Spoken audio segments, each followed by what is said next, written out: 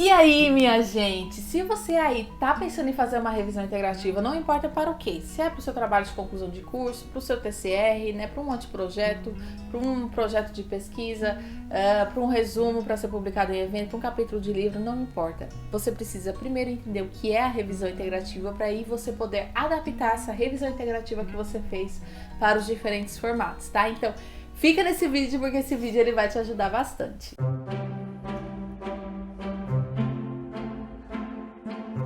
Olá pra você, como é que está o seu dia hoje? Eu sou Camila Mendes e, gente, a revisão integrativa é um dos vários tipos de revisões da literatura que a gente tem disponível. Eu fiz um vídeo recentemente falando um pouquinho sobre isso, eu vou deixar linkado aqui em cima, onde eu divido as revisões da literatura em dois grandes grupos, tá? De uma forma didática mesmo e... só para vocês compreenderem, né? E eu disse que revisões sistemáticas e de escopo, elas são bem aceitas, né? Ela tem uma rigorosidade muito maior e tem os outros tipos de revisões aqui, que são revisões narrativas, bibliográficas, bibliométricas, né? Esses tipos de revisões aqui que não é desvalorizando, né? Elas têm os seus objetivos, mas não possuem tanta rigorosidade e transparência como esses tipos de revisões aqui. E onde é que entra a revisão integrativa nesse bolo, né? Eu disse pra vocês que ela tá mais ou menos aqui assim, ó. Ela tá um pouquinho pra cá, só que ela tá tendendo pra cá, tá entendendo? No quesito transparência e rigorosidade. Tá, mas vocês sabem que existem vários tipos de revisões da literatura, né? E o que acontece? Como toda revisão da literatura, a revisão integrativa objetiva sintetizar o conhecimento disponível, tá? Para responder a uma única questão de revisão, a uma única pergunta que você precisa desenvolver. Então, a gente sabe que o conhecimento científico, tipo, os artigos, o número de artigos publicados diariamente é imenso, gente. Só para vocês terem uma ideia, né, eu levantei esses números. Vou colocar aqui uma imagem para vocês, só para vocês terem essa ideia, né, que em 25 anos, as produções científicas brasileiras aumentaram em 572% do total mundial. Esse salto aqui é uma especificidade da base de dados de mudança, né? O número estava realmente crescendo, só que antes dessa mudança não era totalmente contabilizado. Mas enfim, só para vocês terem ideia desse crescimento. E um relatório recente, saído agora em junho de 2021, mostrou que o país, o Brasil, ele se mantém como o 13º país com o maior número de publicações científicas do mundo. Então, é muita coisa, né, que a gente tem produzido. Agora, imagina assim você dar conta, você que tá numa área, né, você que tá em dúvida sobre alguma prática, alguma coisa que você tem que desenvolver. Imagina você ter que olhar toda essa literatura, todos esses artigos para você conseguir ter alguma resposta, né? Como é que você faz isso?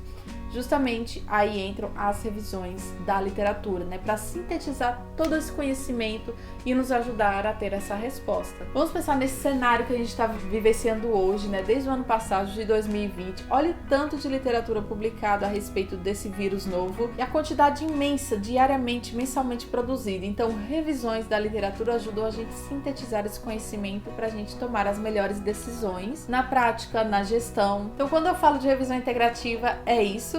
Né, a gente montar uma pergunta de revisão, muito aconselhável que seja utilizada a estratégia PICO para isso. Eu vou deixar um vídeo aqui em cima. E uma diferença importante da revisão integrativa para esses outros tipos de revisões é que dentro da revisão integrativa a gente pode colocar diversos tipos de estudos diferentes, diferentemente de uma revisão sistemática, por exemplo. Então, na revisão integrativa, a gente pode colocar todos os tipos de estudos que a gente encontrar, de natureza qualitativa, de natureza quant, estudos empíricos, não empíricos, enfim.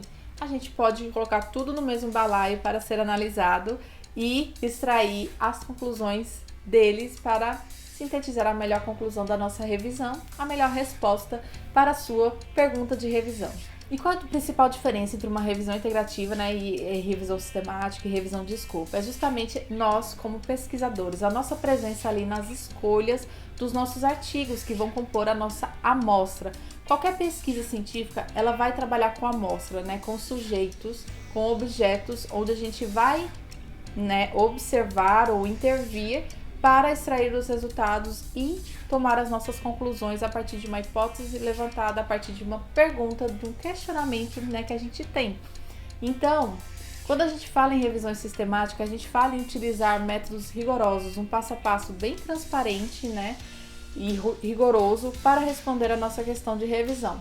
E assim busca ser a revisão integrativa também, certo?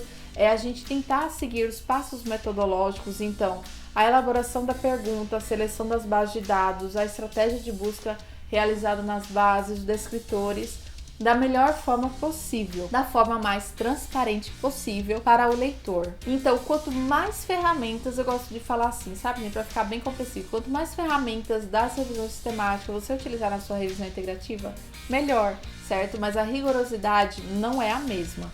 Então, por exemplo, uma coisa muito utilizada é o fluxograma Prisma, que é um fluxograma, né, uma imagem onde você coloca todas as etapas de seleção dos seus estudos, né, a quantidade de estudos que você encontrou em cada uma dessas etapas. Esse fluxograma Prisma ele é indicado para revisões sistemáticas e revisões de escopo, mas muitas pessoas pegam esse fluxograma e aplicam na sua revisão integrativa para apresentar esses resultados, e não tem problema nenhum em fazer isso, tá? Então é você pegar um autor de revisão integrativa e seguir ele do início ao fim, né? Tem alguns autores, alguns artigos na literatura que indicam esse passo a passo. Já fiz um vídeo sobre isso, eu vou deixar aqui em cima também, vou deixar essas referências aqui embaixo.